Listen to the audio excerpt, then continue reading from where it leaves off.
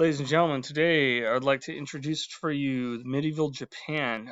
This topic is going to look at the geography, culture, and history of Japan during the Middle Ages. It's going to cover approximately 500 to 1600 AD. Our essential question at the end of this topic, I want you to be able to write and or discuss this question with your peers. What are some key features of Japan's history during the medieval era? So kind of like, what should you know about Japan and their history during this time period? First topic we're going to look at is called Land of the Rising Sun. We're going to learn about Japan's geography, their early belief systems, and even their government. So some of you may be familiar with this symbol. This is the national flag of Japan today.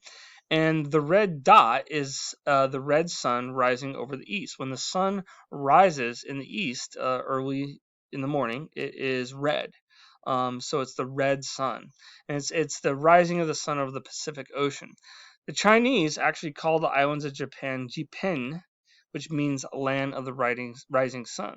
So in some ways, that it's considered it's the easternmost land on the Asian continent, and so it kind of is where the sun begins, if you will. It's the land where the sun rises. Japan is an island. It's a series of islands off the coast of Asia. It's bordered by the giant Pacific Ocean. There's the Sea of Japan, which separates it from the Korean Peninsula. There's the East China Sea, which separates it from China. And Japan is it's considered a part of the Asian continent, even though it's an island unto itself. Japan is actually made up of about 7,000 small islands, but there are four major main islands. Because it's an island, Japan is protected from invasion by foreigners. It's also so one of the things that was good about being an island is they were never really taken over by a foreign power, influenced by foreign culture in that sense. Japan is incredibly mountainous and volcanic.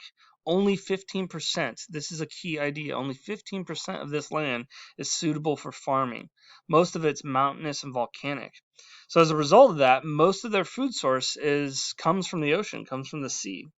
Japan is located in an area that deals with a lot of natural disasters: earthquakes, tidal waves, typhoons, hurricanes. Natural disasters are common and play a huge part in shaping not only the geography of this land, but the culture of its people. The earliest Japanese belief system is called Shinto. And Shinto is basically the worship of nature and ancestors. Ancestors are your dead relatives. This is a Shinto gate, and it marks the entry into a Shinto shrine. The worship of nature makes sense for Japanese culture. Their geography is marked by very powerful natural elements that have influence over life. Here is Mount Fuji, which is one of the most famous landmarks and natural features of Japan. This is the Great Wave, and it's one of the most famous pieces of art to come out of Japan. It shows the power of nature over humanity. And it's hard to tell, but you can see that there are people in these canoes here. And what this piece shows, really, this great wave is about to devour these people. You can see Mount Fuji in the background. And the art here kind of is symbolic of Japanese belief system of like nature is very powerful. It can destroy you, and so therefore it should be worshipped. Shintoism, in Shintoism, Japanese people believe that divine spirits that are called kami live in elements of nature, such as rocks, trees, the moon, etc.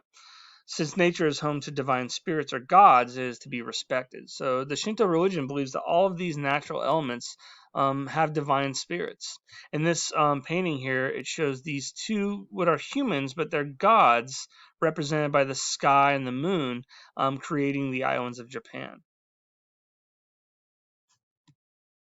Early Japanese society was organized around families called clans, family groups. And these clans fought each other for control of farmland. And once again, remember that most of the land here is not suitable for farming, so that very small amount of land was fought over by these different clan members. There was no centralized government or empire. There were just villages that fought and clans that fought for power and territory. That is until the 400s AD, when a very powerful clan called the Yamato clan came to power. They would end up uniting many clans under their own and become some of the first emperors of Japan. While Japan from then on had emperors, military leaders were really the people who led power over the empire.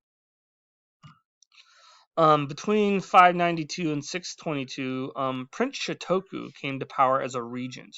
What a regent is somebody who rules in the place of a young emperor or empress until they're old enough to rule on their own. So when he came to power, I believe his aunt or something or another, his young niece or whatever, was like too small to be the empress, so he ruled in her place. He was the regent of Japan.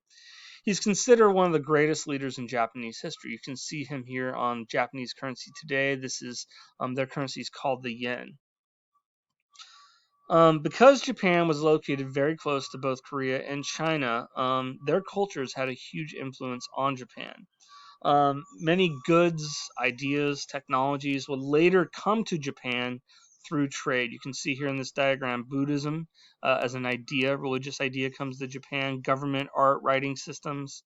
So a lot of Japanese culture becomes shaped by who their neighbors are.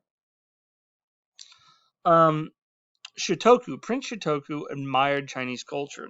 So what he did is he set up an embassy office in China. Now today, embassy offices are all around the world. We have embassy offices of different countries in our country. Oh, sorry, going back here, all over the place. So if you go to San Francisco, for example, there's an embassy office of Mexico there. Countries all over the world have embassy offices in our country, and we have embassy offices in their countries. And so, what an embassy office does is it's a way for a government to work in another country and to have relationships with that country. And so, what Shotoku's goal was to learn from the Chinese. So he ended up bringing back a lot of Chinese technology and Chinese ideas that helped influence Japan. Some of those things include this exchange between China and Japan brought a lot of new ideas. Wet rice field agriculture, which is a way of farming rice, hugely influential over a huge influence over Japan. Architecture. This is what's called a pagoda, which is a Japanese style of architecture, but really kind of the architectural style came from China. Their writing. The Japanese writing system is based on the Chinese writing system. What is different about Japanese writing is that the characters actually produce sound, whereas Chinese characters don't produce sound. It's not phonetic like our alphabet is. But either way, writing systems, the Chinese influenced Japanese writing. Confucian government, the way that Chinese rulers ruled, influenced the Japanese, and they took some of that to help them rule their governments. One of the biggest things that influenced from China was Buddhism. Buddhism had come to China several hundred years before, but now it would enter into Japan and become part of Japanese cultural systems. So a couple chunk questions here, and thinking about these topics we just introduced. How did Japan's geography affect its culture? And in what ways did Chinese culture influence Japanese culture? We're going to stop here, ladies and gentlemen. This is the end of part 1 of this video. Part 2 will cover the next few topics of this introduction.